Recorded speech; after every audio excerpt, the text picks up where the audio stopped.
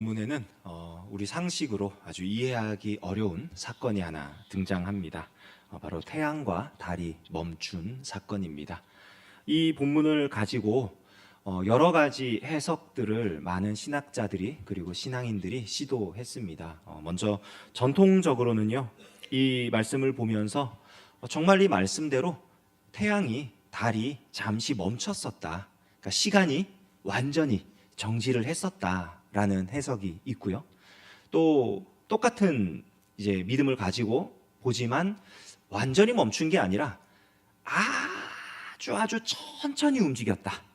그런 해석도 있습니다. 뭐가 됐든 간에 여호수아가 선포한 내용처럼 12절에 태양아 너는 기브온 위에 달아 너는 아야론 골짜기에 그대로 머물러 있어라 했던 그 말씀대로 그냥 태양이 달이 멈췄든지 아주 천천히 돌았든지 그 시간이 정말 이렇게 잠깐 정지된 듯한 그런 일이 일어났다라고 하는 게 가장 전통적인 견해고요. 그리고 문자 그대로 이 성경을 받아들이는 해석입니다. 그런데 이 해석을 이렇게 보니까 솔직히 말해서 상식적으로 이해가 안 되거든요. 시간이 멈췄다면, 그러니까 단순히 시간이 멈춘 게 아니라 자전이 멈춘 거잖아요. 지구가 돌아가고 있는 이 회전이 멈추면은 많은 과학자들이 또 많은 어떤 뭐라 그럴까요? 연구를 하는 그런 사람들이 보면은 이거는 지구가 멸망하는 대재앙에 준하는 일들이 벌어질 텐데 어떻게 이럴 수가 있느냐 하면서 여러 가지 다양한 해석들을 시도를 합니다. 그 중에 비평주의 신학자들, 우리가 흔히 말하는 이제 자유주의라고 하는 이분들이 이 말씀을 보면서 아무리 생각해도 이건 있을 수 없는 일인 거예요. 자전이 멈추는 거는.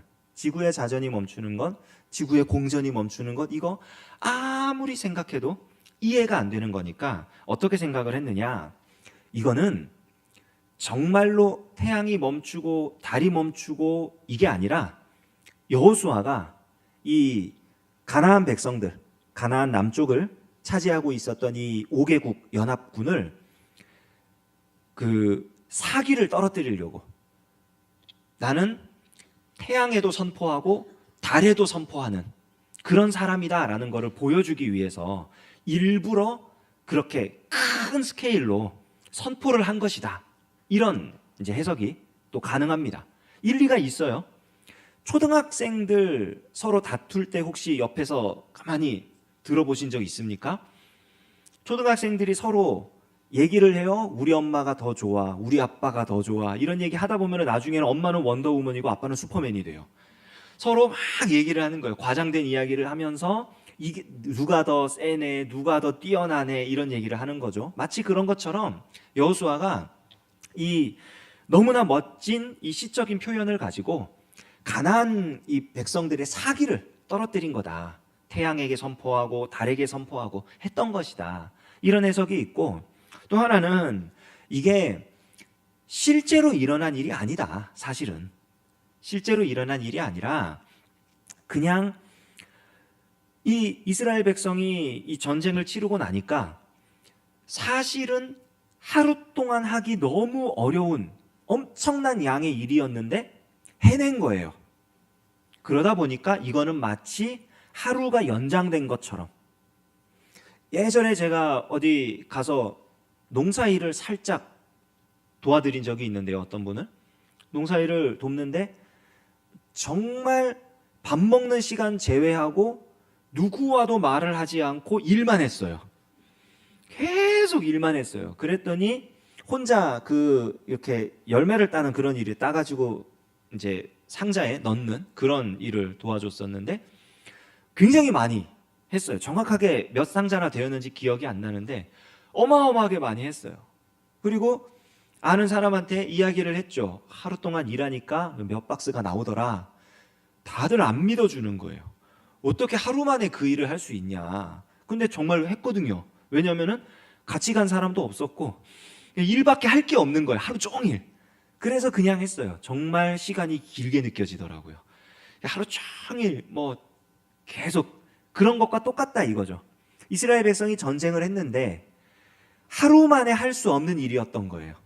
그런데 결과를 보니까 그 모든 일들이 이 하루 만에 이루어진 거예요. 너무나 놀란 거죠. 그래서 성경을 기록할 때 여호수아가 하나님이 시간을 멈춰서 하루를 연장시킨 것처럼 수없이 많은 일들을 해낼 수 있었다, 이런 의도로 이렇게 기록한 거다라는 해석이 있습니다. 굉장히 상식적이고 합리적이고 납득이 쉬운 그런 해석이에요. 어쩌면 그게 맞을 수도 있어요. 또 하나의 해석이 있습니다. 그러니까 전통적인 견해 정말 멈췄다, 아니면 최소한 늦게 돌아갔다. 또 이게 그런 실제 시간과 관련된 얘기가 아니라, 역사적인 사실과 관련된 게 아니라 그냥 체감상 혹은 느낌상 그런 표현을 한 거다.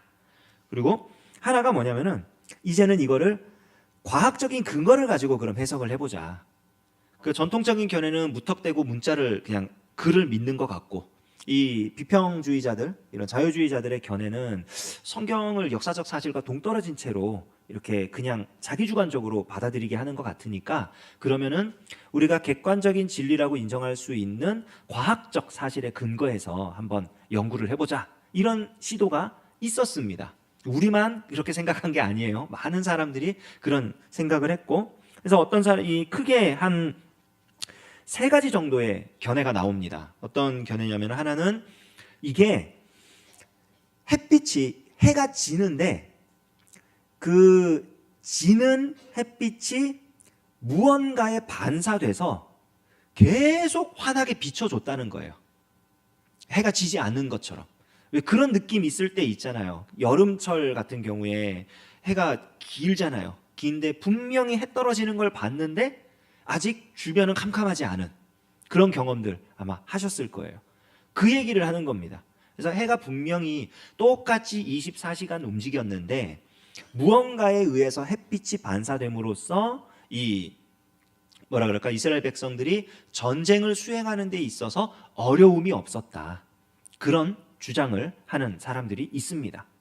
또 하나는 이 햇빛이 이렇게 반사됐다라는 것은 일몰 시간에 집중한 해석이라면요, 하나님이 이 팔레스틴 지역은 낮에는 최소한 30도 40도 이렇게 올라가고 밤에는 10도 아래로 떨어지는 일교차가 큰 곳이거든요.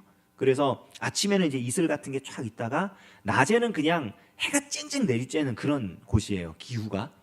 그런데 이때는 하나님이 낮에 적당한 구름을 끼게 하셔서 백성들이 강한 햇볕 아래에선 수행할 수 없는 일들을 빠르게 수행할 수 있도록 하나님이 도와주신 거다, 이렇게 해석하기도 합니다.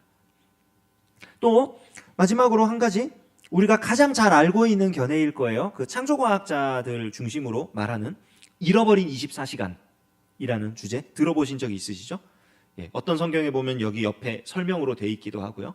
어떤 사람이 그 나사에서 일을 하는데 그 나사의 슈퍼컴퓨터가 고장이 난 거예요. 이게 왜 고장이 났을까 봤더니 계산을 하는 중에 오류가 난 겁니다. 그래서 무슨 오류가 났나 했더니 날짜가 하루 빠지는 거예요. 그 지금까지 쭉 이제 지구가 돌아가는 그 시간을 계산을 해가지고 이렇게 달에다가 로켓을 쏜다든지 그런 우주에 관련된 일을 할 때 정확한 계산을 위해 만들어 놓은 컴퓨터인데, 이게 오류가 나니까 하루가 24시간이 빠지니까 오류가 나서 작동을 멈춰버린 겁니다. 그래서 이게 대체 무슨 일인가 그러고 추적을 해봤더니 그 24시간 비는 게 성경에서 발견됐다는 거죠. 하나는 이 본문, 태양이 멈추고 달이 멈추고 했던 이거를 보고서 또 나름 열심히 연구를 합니다. 연구를 해가지고 봤더니 이때가 보니까 23시간 20분이 비었더라. 근데 24시간이 비는데 왜 23시간 20분이 빌까? 40분은 어디 있을까? 나중에 찾아보니까 이사야서에 보면 히스기야 왕의 해시계가 뒤로 10도를 물러가죠. 그래서 1도가 4분이거든요. 그 태양 각도가. 그래서 그 40분이 더해져서 24시간이 비더라라는 이야기를 우리가 가장 잘 알고 있습니다. 그런 견해가 있습니다. 그런데 1997년에 그 나사의 고다드 우주비행센터라는 곳이 있어요. 그 나사에 이제 그런 센터들이 여러 개 있는데 그 중에 이 어떤 센터에서 홈페이지에 공지를 하나 올렸어요. 그 그 사람들이 말하는 24시간이 빈다고 하는 그 주장에 대해서 그 나사에서는 공식 발표한 적이 없습니다라고. 왜냐면은 그 근거는 그거예요. 그러니까 그 발표를 했다는 사람이 실제 나사 직원이었던 기록이 없대요. 그거하고 또 하나는 만약에 그 24시간을 계산해 내려면 정확하게 지금 현재 지구의 나이가 몇 살인지와 또 하나 필요한 게 이 기브온 중심으로 하는 이 가나안 남부 전쟁, 이 남부 전쟁이 수행된 연, 월, 일, 시를 정확하게 알아야 되는데 그걸 모르는 거예요.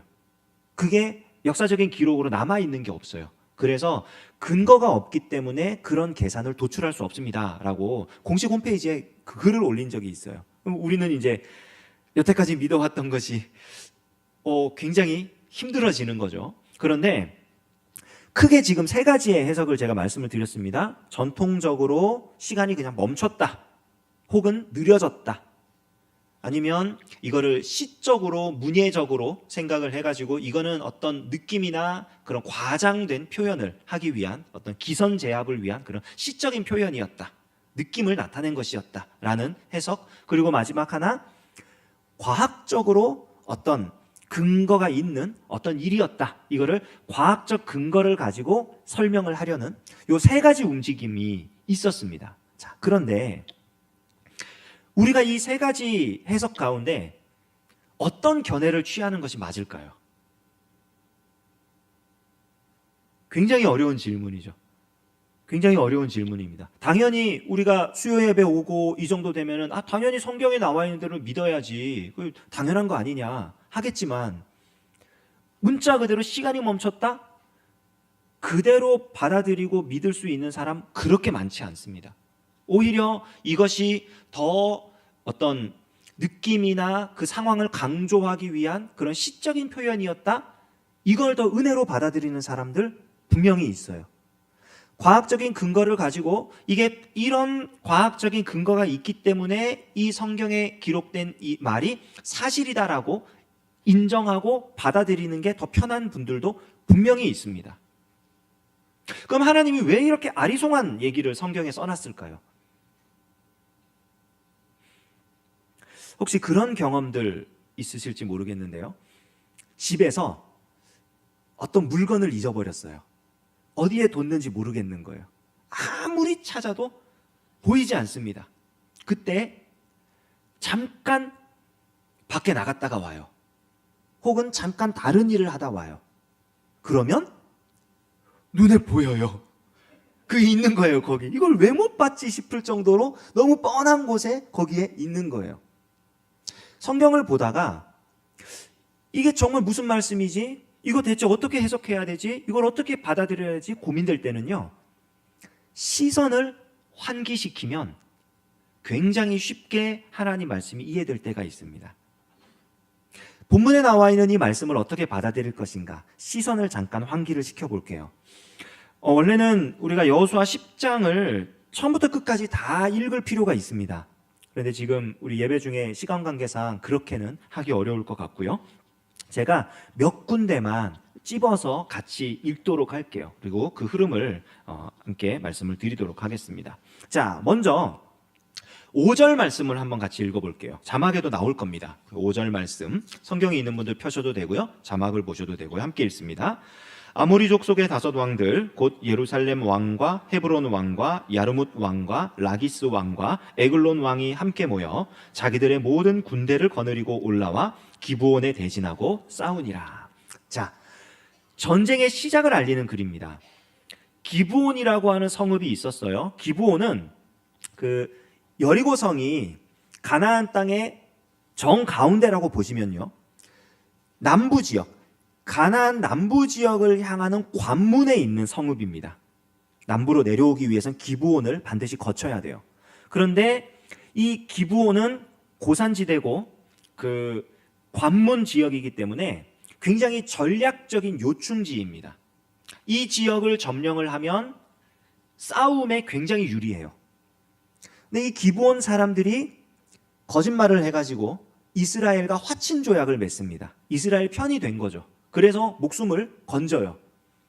그거를 보고 지금 그 기브온보다 아래쪽에 위치한, 지도상으로 아래쪽에 위치해 있는 가나안의 남부 지역 5개 왕이 연합을 한 거예요. 여기 보면 예루살렘 왕, 헤브론 왕, 아릅 왕, 라기스 왕, 에글론 왕.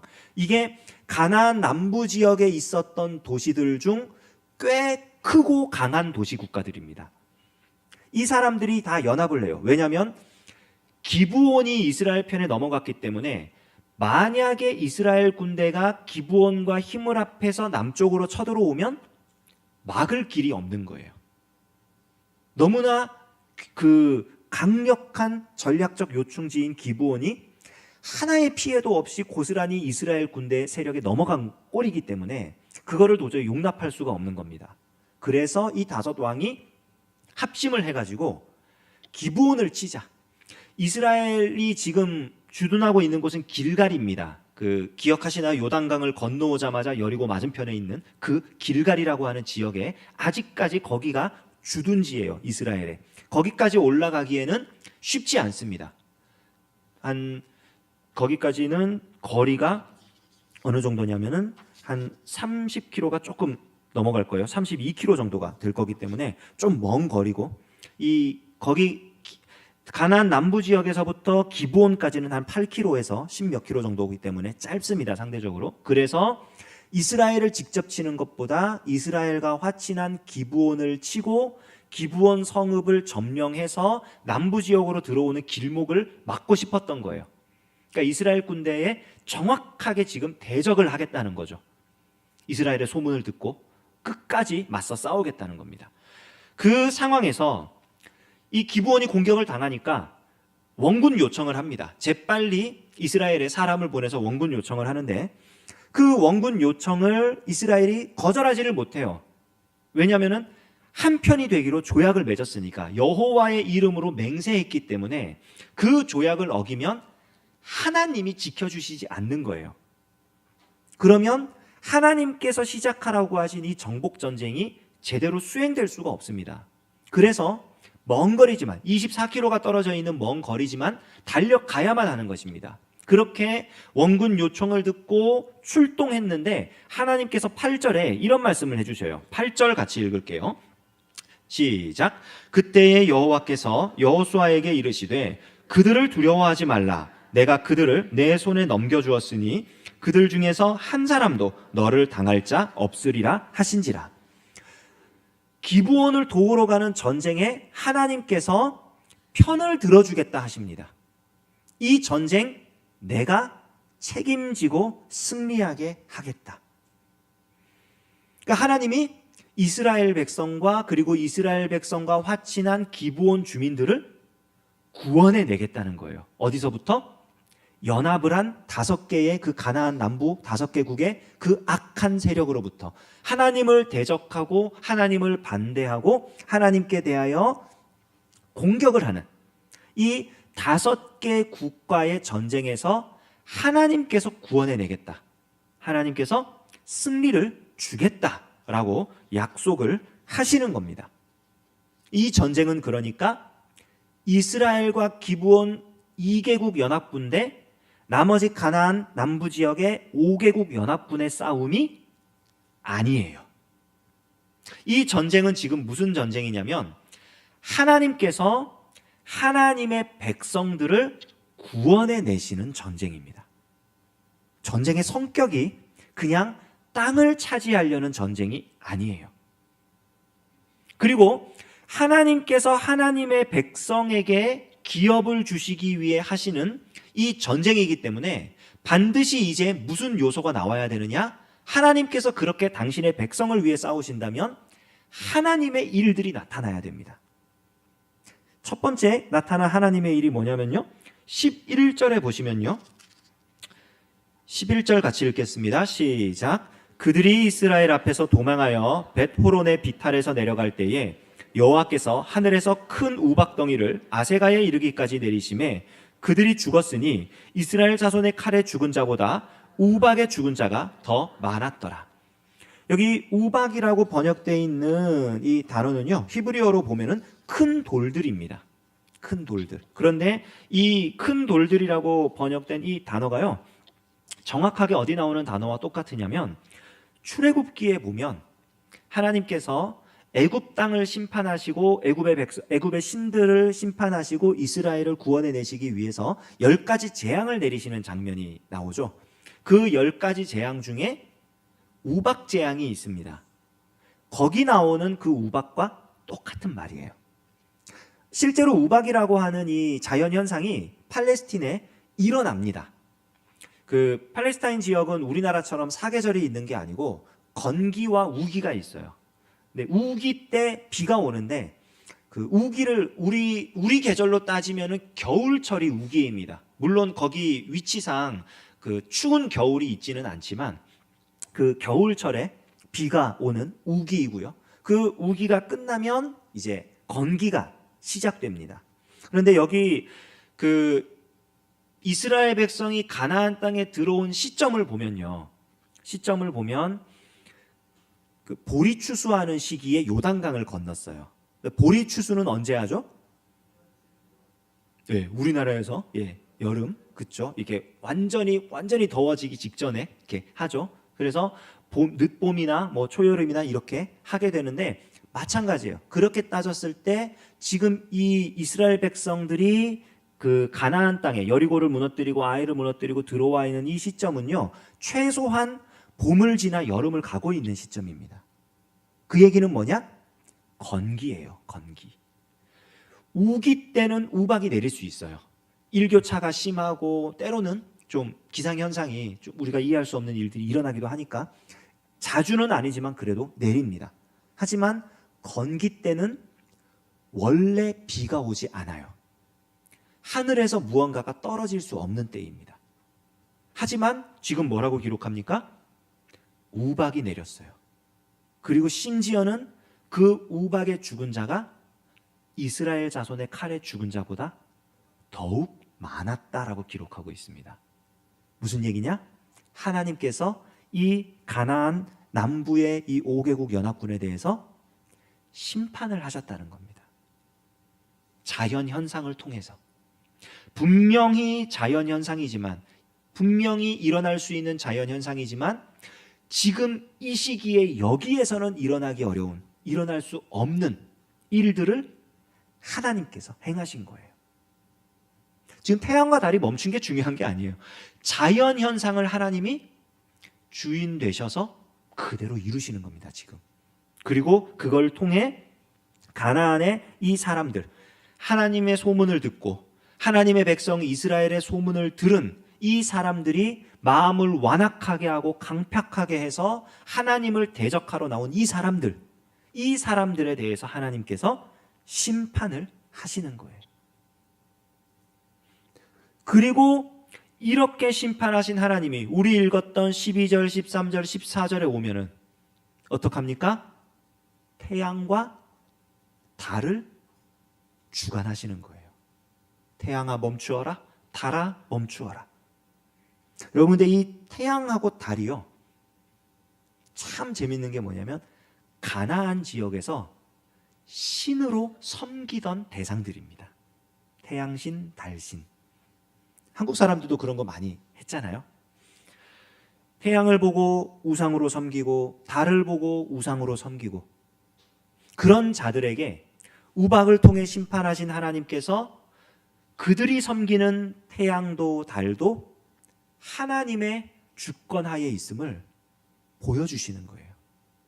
하나님의 지배에서 벗어날 수 없다는 것을 보여주시는 거예요. 마치 애굽 땅에 있던 그 10가지 신들을 재앙을 통해 치시며 애굽에서 섬기던 그 모든 신들이 하나님의 심판의 대상일 뿐이었다는 것을 가르쳐 준 것처럼, 지금 가나안 땅을 점령하며 그 땅을 뒤덮고 있던 그 모든 우상을 숭배하는 것들을 하나님이 심판하시는 겁니다.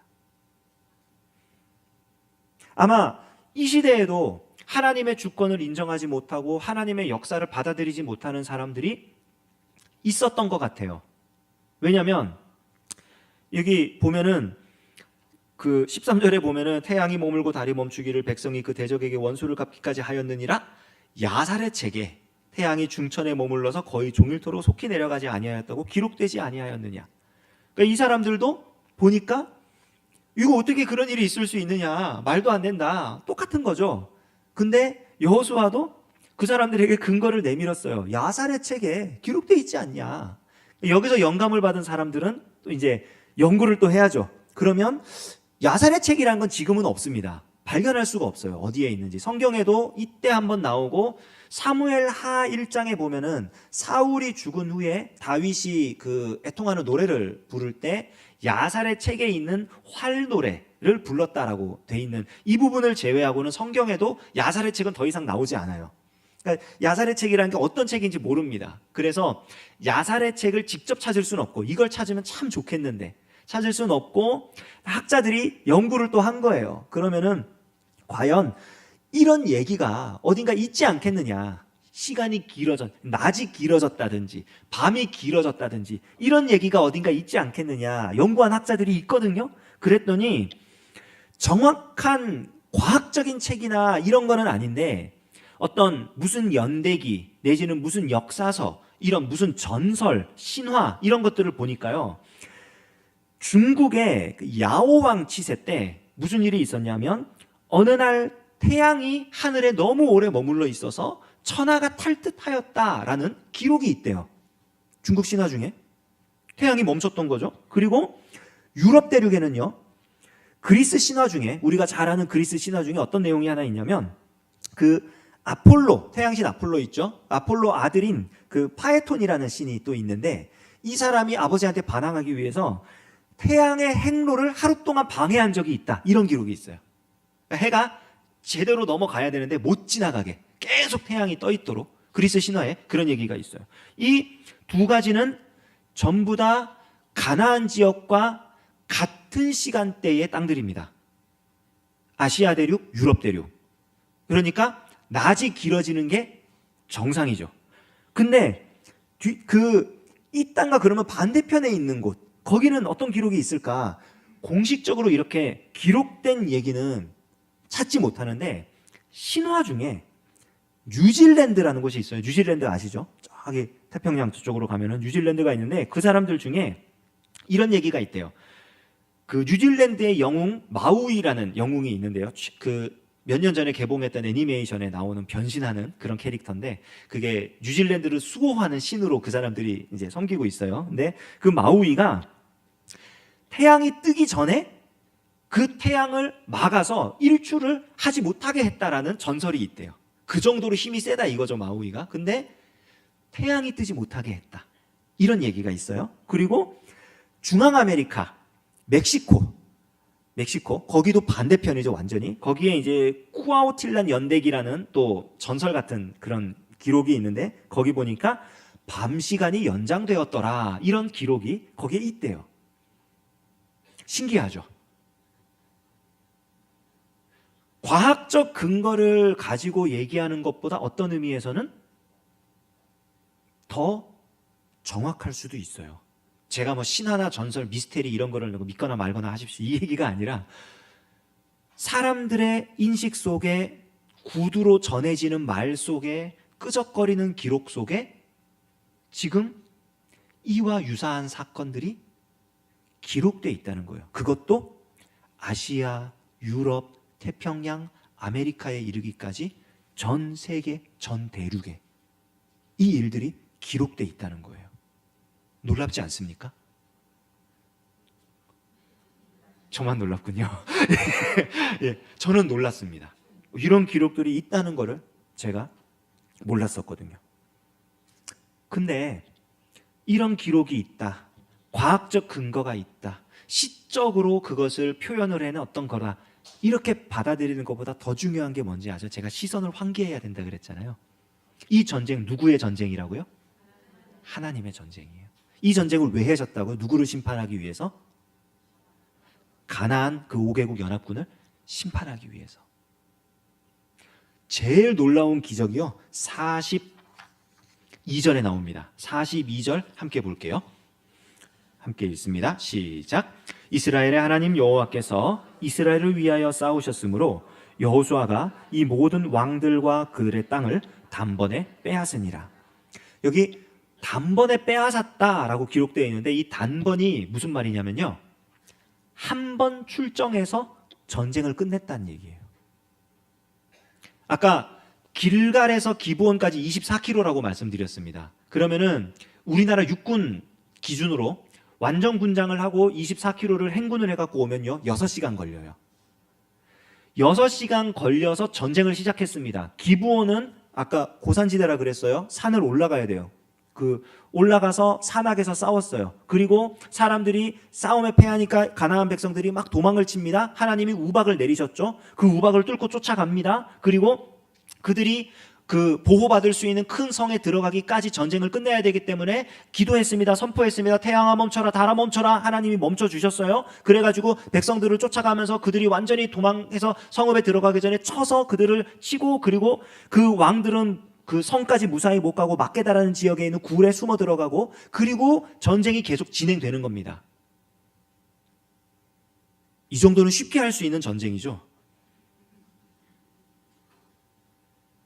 이렇게 해가지고 시작된 전쟁이, 이렇게 진행된 전쟁이요 어떻게 되느냐? 막게다, 림나, 라기스, 게셀, 에글론, 헤브론, 드빌, 가데스 바네아, 가사, 고산, 이 지역들을 다 점령하고서야 끝났어요.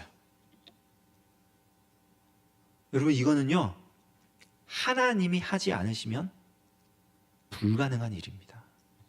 바꿔서 말하면 하나님께서 하셨기 때문에 어떤 일이든 가능했다는 거예요. 이 전쟁은 하나님의 전쟁입니다.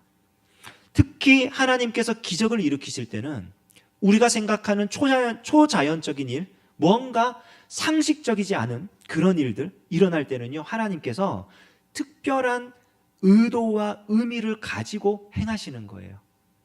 오늘 이 본문에서 발견할 수 있는 하나님의 특별한 의도는 무엇이냐? 두 가지입니다. 이 전쟁은 하나님의 전쟁이라는 것, 그리고 하나님의 전쟁이기 때문에 가나안 백성들을 심판하신다는 것. 하나님께서 심판하시는 전쟁에 우박이 내리고 태양과 달이 멈추고 단 한 번의 원정으로 가나안 남부 지역 전체를 점령하는 이 전쟁의 내용을 보면요, 이 각 성읍에 들어가서 이스라엘 백성들이 그 사람들을 다 쳐서 진멸합니다. 마치 여리고 성을 무너뜨린 것처럼, 여리고 사람들을 진멸한 것처럼 진멸했다고 나와요. 여러분, 얼마나 피곤하고 지치고 힘들었겠어요. 그런데 이 전쟁을 그렇게 수행을 합니다. 하나님이 그렇게 하도록 하신 거예요. 가나안 백성들이 섬기고 있던 여러 우상들, 비의 신, 가나안 사람들이 가장 보편적으로 섬기는 건 바알과 아세라입니다. 근데 그 중에 바알은 비의 신이에요. 농사의 신. 비가 제때 내리지 않으면 농사를 못 지으니까 하나님이 그 비를 어떻게 주관하세요? 건기에, 봄에서 여름으로 넘어가는 이 시기에 우박을 쏟아 부으시는 하나님. 그들이 강한 능력을 가진 신으로 섬겼던 것은 해와 달이었습니다. 하나님이 해와 달을 어떻게 하십니까? 머물러 두게 하십니다. 천천히 움직이게 하십니다. 해와 달이 하나님의 지배 아래에 있어요. 비가 하나님의 지배 아래에 있어요. 급하게 원군 요청을 듣고 뛰어나온 이스라엘 백성이 그렇게 급하게 뛰어나온 길에 가나안 남부 전체를 점령하게 하십니다. 이 일들 가운데 기적이 아닌 게 뭐가 있습니까? 이 일을 하나님의 일이라고 받지 않으면 우리가 이 사건들을 어떻게 해석할 수 있겠습니까? 성경에 나오는 이해하기 어려운, 받아들이기 쉽지 않은 여러 가지 일들이 있을 수 있습니다. 그러나 그 일 그 자체보다 더욱더 중요한 것은 하나님이 왜 그 일을 하셨는가? 무슨 목적으로 하나님이 이 역사를 이루셨는가입니다. 아무리 크고 위대한 일을 이루어도요, 하나님의 목적을 이루지 못하고 하나님의 뜻을 수행해내지 못하면 그거는 하나님의 일이 아니에요. 그런데 정말 놀라운 기적 혹은 전혀 놀랍지 않은 너무나 평범한 일, 아주 사소한 작은 일이라 할지라도요, 하나님의 뜻을 이루어내고 하나님의 의도와 목적대로 진행이 되잖아요. 그건 하나님의 일입니다. 별것 아닌 것 같아 보여도 그게 진짜 기적이에요. 하나님의 백성이 하나님의 일을 이루어낸다는 것. 우박을 쏟아내시고 해와 달을 멈추신 그 하나님이 이스라엘 백성들을 통해서 가나안 남부 전쟁을 승리로 장식하게 하신다는 것. 여러분, 이거 너무 큰 은혜입니다. 하나님께서 우리를 위해서도 이런 기적 충분히 일으켜 주실 수 있습니다. 언제든지 일어날 수 있습니다. 그보다 중요한 것은 하나님께서 우리를 통해서 하나님의 일들을 이루어 가시는 것을 훨씬 더 좋아하신다는 거예요. 성경의 난제 부분 중에 여호수아 10장을 본문으로 설교를 하라고 이렇게 말씀을 듣고 준비를 하는 가운데 처음에 굉장히 고민을 많이 했습니다. 이것을 어떻게 풀어서 어떻게 나누어야 하나. 근데 준비하면 할수록 들었던 생각이 이렇게 하나님의 의도와 목적이 너무나 분명한데 이 말씀을 전하고 가야겠다라는 생각이 너무나 강해졌습니다. 하나님께서 무슨 일을 어떻게 이루셨느냐 궁금하죠. 우리가 연구하고 더 깊이 알아갈 필요가 분명히 있습니다. 성경을 더 철저하게 연구하고 이 말씀이 정말 진리구나라는 것을 확인을 해야죠. 그렇게 말씀을 받아야죠. 깊이 상고하며 묵상하며 받아야죠. 근데 그 객관적인 사실을 아는 것보다 더욱더 중요한 게 뭐냐? 왜? 하나님의 마음과 하나님의 뜻. 하나님께서 왜 그러셨을까? 왜 하셨을까? 이것이 훨씬 더 중요합니다. 우리가 올 한 해 믿음, 가라, 나눔이라는 이 구호를 가지고 이 한 해를 진행을 합니다.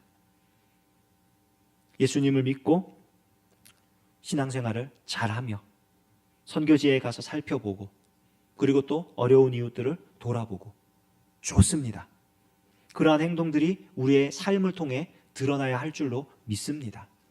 그러나 이 일들을 진행하는 가운데 무엇보다도 우리 하나님의 마음이 어떠한지, 그럼 하나님께서 이루고 싶어 하시는, 하나님께서 우리를 통해 보고 싶어 하시는 믿음의 모양이 무엇인지, 하나님께서 우리를 통해 이루고자 하시는 선교의 영역이 어디인지, 하나님께서 우리를 통해 베풀고자 하시는 그 하나님의 백성들이 어디에 있는지 우리가 하나님의 마음을 알아가고 하나님의 뜻을 수행해 나가는 것이 더욱더 은혜 넘치는 길이 되리라고 저는 확신합니다.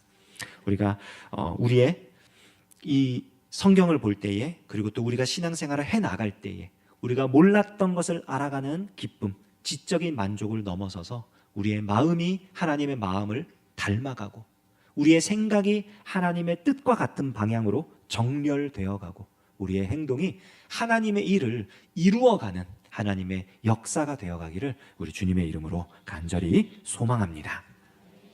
교회 소식